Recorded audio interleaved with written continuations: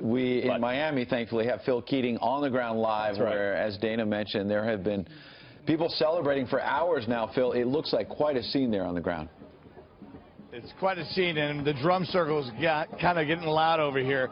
Everybody's been partying basically all night long. As soon as word broke, they come down here to Calle Ocho, which is 8th Street in Little Havana, which, of course, decades ago was the heart of the Cuban exile community.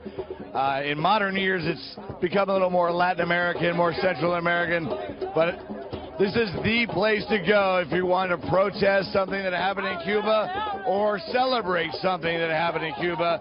And today, this morning, it is absolutely a celebration for a man they have hated for years and years, has now finally passed away. Everybody here hoping for a positive forward progress for the island of Cuba. Joining me now is Frank Machado.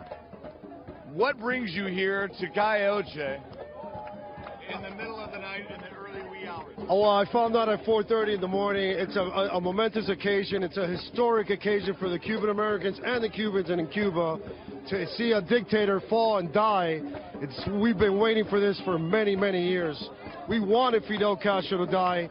We never wish upon any human being to die, but when you have a ruthless dictator like Fidel Castro, we wanted him to go, and it's a very, very historic occasion for all of us. There have been so many rumors of his passing over the past 10 years, and every single time there'd be a huge parade of people down here.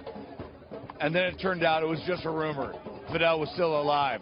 Of course, he's been very ill, pretty much off the world stage for the last 5 years. What do you think is going to happen now, or is it too soon to say? Well, we first got to wait for Raul Castro to pass on, because he's an extension of Fidel Castro. Raul Castro is just an extension of Fidel Castro, so we need for Raul Castro now to die or to give up power. I think once Raul and Fidel Castro are removed from the government, then you're going to see Cuba open up. I think they'll open up, they'll establish a Cuban constitution, and they'll establish democracy. That's what they want. Thanks, Frank. Real quickly, I want to get to two quotes from two of South Florida's most prominent Cuban-American representatives. Representative Elena Rose-Lehtinen, she wrote, "A tyrant is dead and a new beginning can dawn on the last remaining communist bastion of the Western Hemisphere."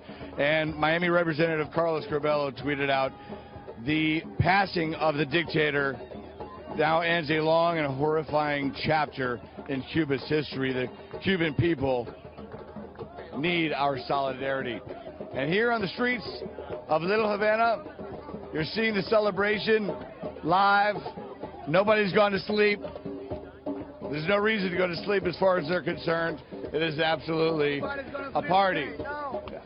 Nobody wants to say they love to party over a dead person, but they've been wanting Fidel Castro to pass away for quite a long time, and they think this is going to mean a very positive shift in the direction and the quality of life for the Cuban people. Of course, much remains to be seen.